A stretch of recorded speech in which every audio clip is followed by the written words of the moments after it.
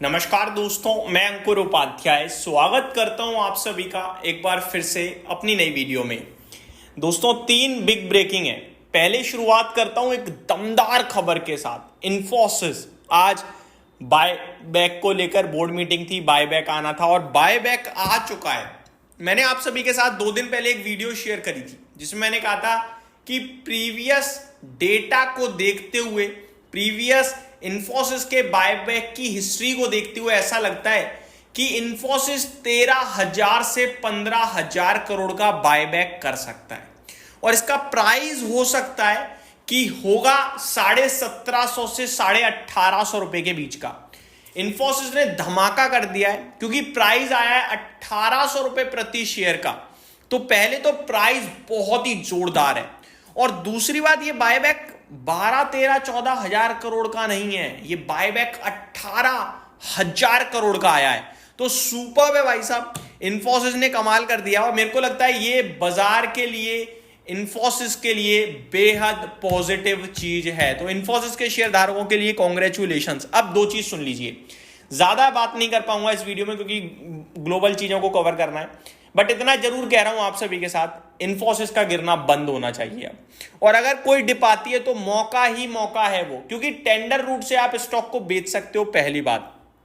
और tender root ही है ना, पहले ये चेक करना बड़ा जरूरी है कि टेंडर रूट होना चाहिए, क्योंकि मैंने अभी तक जितनी डिटेल्स पढ़ी है बस ये लिखा है 18,000 करोड़ का बायबैक है, 1800 रुपए के भाव पर है।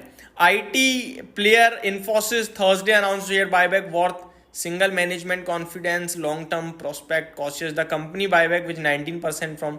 हाँ जी, बायबैक जो है दोस्तों ये आपका आई थिंक टेंडर रूट ही है, क्योंकि क्लियरली लिखा हुआ है 1800 रुपए पे होगा।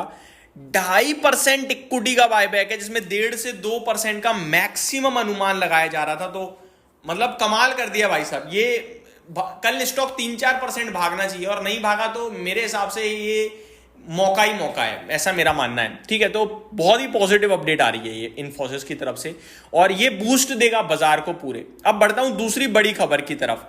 दोस्तों, प्रेसिडेंट ट्रंप की तरफ से अलग बयान चल रहा है। इनफैक्ट उनकी तरफ से नहीं है, जो अम्बेसडर है से मतलब 2 बयान आ रहे हैं। मैं किसको शेयर करूं पता नहीं चल रहा, मैं दोनों शेयर करता हूं। एक पॉजिटिव ये है कि सर्जियो गौर जो है वो कह रहे हैं कि ज्यादा दूर नहीं है भारत का और यूएस का ट्रेड डील, ज्यादा दूर नहीं है, कुछ ही हफ्तों में क्लियर हो जाएगा, कुछ ही हफ्तों में डील आ जाएगी। तो ये तो क्लियरली सर्जियो गौर कहते हुए दिख रहे हैं। ठीक है जी। अगर बात करें दूसरी तरफ तो Trump picks for India ambassador says president has made it clear India must cease purchasing Russian oil. तो ये अगर हम पहले कर देते तो आप पहले ही नहीं लगाते हमारे ऊपर टैरिफ। तो ये 2 तरफ की बात हो गई। कह रहे हैं कि शर्त रख दी है कि अगर परचेज रोक दोगे तो टैरिफ हट जाएगा, नहीं रोकोगे तो नहीं हटेगा। तो ये तो पहले भी थी बात, इसमें बदला क्या? तो मेरे को समझ नहीं आ रहा कि कैसे लेना है इसको, अच्छे से लेना है, नेगेटिव लेना है। लेकिन ओवरऑल मेरे को लगता है बाजार पॉजिटिव ही लेगा, क्योंकि बाजार इस समय कुछ नेगेटिव लेने के रूप में है नहीं। तो मैं आपको बताना चाहूंगा, Trump's nominee for ambassador to India Sergio Gor says US and India are close on tariff agreement. और दूसरी तरफ कहा जाता है कि सीज करना होगा ये परचेजिंग रशियन ऑयल को। तो देखते हैं क्या आउटकम आता है, बट इतना जरूर दिख रहा है कि पॉजिटिव चीजें डेवलप हो रही हैं। गिफ्ट निफ्टी 25,200 की तरफ दिख रहा है और मेरे को लगता है इन्फोसिस कल अकेले ही गिफ्ट निफ्टी को वहां पहुंचा देगा, जिस हिसाब से दिख रहा है मेरे को। अब आता हूं अपडेट्स पे। एफआईडीआईज की डेटा की बात करें तो मिला जुला है। कैश मार्केट में एफआईज ने 3472 करोड़ की सेलिंग करी है एक बार फिर, तो डीआईज ने 4045 करोड़ की बाइंग करी है। ऑप्शंस की बात नहीं करेंगे। फ्यूचर स्टॉक्स की बात करें तो 2774 करोड़ की सेलिंग आई है, तो ये नेगेटिव है। तो फ्यूचर इंडेक्स में 635 करोड़ की बाइंग आई है, तो ये पॉजिटिव है।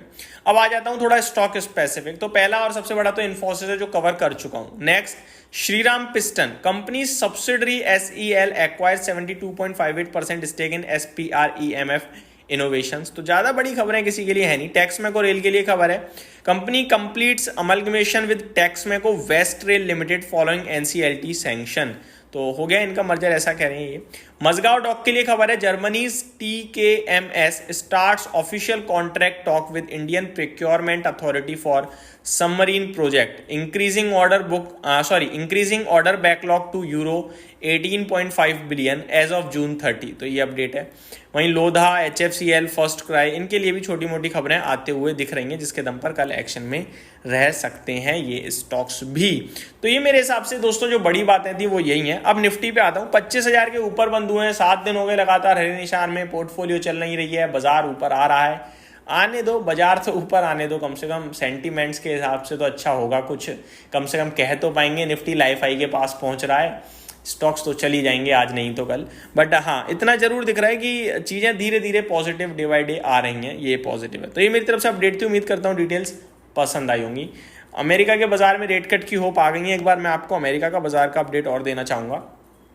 डेटा अच्छा आया है उनका इन्फ्लेशन का और क्या कहते हैं जॉबलेस क्लेम का, तो वो बाजार को पसंद आया था। अब मैं बात करूं अगर आप सभी के साथ, हमें ओ तेरी डाउ 550 पॉइंट ऊपर हो गया भाई साहब, नेस्डेक 150 पॉइंट ऊपर है, S&P 500 बढ़िया। अमेरिका के बाजार तो रॉकेट हुए पड़े हैं, डिस्कस करना सही रहा कर लिया हमने। डाउ 550 पॉइंट ऊपर खड़ा है अपने इन्फ्लेशन के डेटा की वजह से और जॉबलेस क्लेम की वजह से। उम्मीद है पूरी जग चुकी है कि आने वाला है रेट कट। रसल 2000 1.5% ऊपर दिख रहा है इस समय। कमाल की तेजी बन रही है अमेरिका के बाजार में। Thank you so much for watching this video. Good night guys.